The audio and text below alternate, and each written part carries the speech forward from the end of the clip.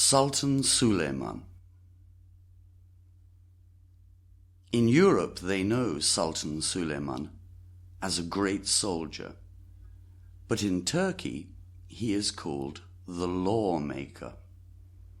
He also wrote poetry and made many of the most beautiful mosques we can still see today in Istanbul. Suleiman was head of the Ottoman Empire for more than 40 years. And because of him, the empire was a lot bigger in 1566, when he died, than in 1520, when he became Sultan at the age of 26. When Suleiman entered Istanbul, after his father, Sultan Selim's death in 1520, he was already a well-educated prince. He spoke 5 languages and could write in Arabic and Persian, speak French and Latin, and, of course, Ottoman Turkish. A foreigner described him as tall, with a thin face and big nose. He had a short beard and pale skin. People thought he was clever and hoped he was going to be a good king. They were right. Suleiman's great-grandfather, Mehmet, the great king who took Istanbul for the Ottomans, tried to take Belgrade, but could not. The first thing young Suleiman did was to attack Christian Belgrade. At that time, the Hungarian king was the ruler of the city, but he did not come to help the people. In August 1521, the 700 soldiers in the city gave up, and Suleiman entered the city. He then continued to Budapest. All Europe was afraid. The Hungarians were the last power between Suleiman and Western Europe. If they fell, the great empires of Christian Europe in France and Spain were going to be next. The young King Louis of Hungary died in the fight for Budapest, but a few years later, Emperor Charles I of the Holy Roman Empire took it again. To teach him a lesson, Suleiman in 1529 not only attacked Budapest again, but marched to Vienna, the capital of Austria. Here, however, he lost and returned to Istanbul.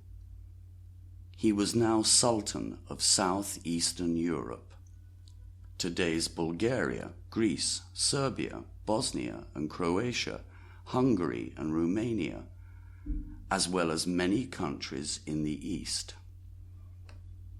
Suleiman now turned east and attacked the Persian, Iranian Empire.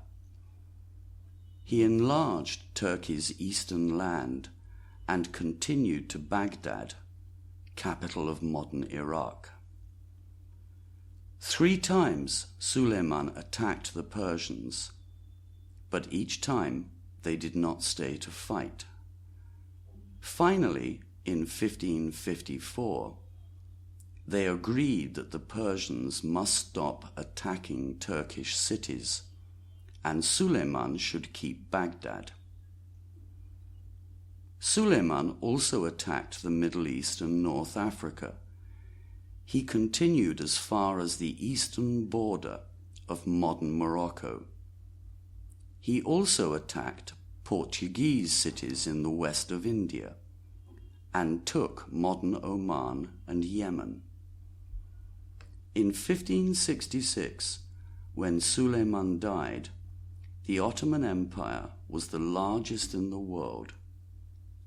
It never got bigger or stronger than this, but it did not die until 1921, although it was a lot smaller by that time. In fact, the sick man of Europe, as a Russian Tsar called it. Suleiman was the greatest general that the Ottoman Empire ever had. So why do the Turks call him the lawmaker and not the general or the soldier? Perhaps it is because many of the countries Suleiman took as a soldier later got independence from the Ottoman Empire. But the education system and the laws he made continued for centuries. Also, there were other sultans, like Mehmet, who were great soldiers, but they did not change the laws of their empire. Suleiman was both a soldier and a lawmaker. Although he could not change Sharia law because it was from the holy book of the Muslims, the Quran, he carefully studied other areas. He lowered tax for the poor and so made farmers richer. He did not tax foreigners and non-Muslims as much as past sultans and made the Ottoman Empire a safer place for Christians and Jews. In fact, many non-Muslims, especially Jews, chose to live in his lands. He even married a Christian woman, who became a Muslim, who was first his slave. This was the first time a sultan ever did this. Suleiman had a good education. He paid poets and architects and even artists to work in his empire. He rebuilt the walls of Jerusalem and the Dome of the Rock there, renovated the Kaaba in Mecca, now in Saudi Arabia, and made Damascus, now the capital of Syria, more beautiful.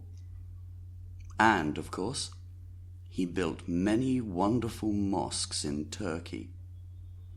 He also made poetry that was not just a copy of Persian, although he also wrote in this language, but was clearly Turkish. But he was also interested in education for Turkish children. He built many schools in Istanbul that were better than any in Christian countries.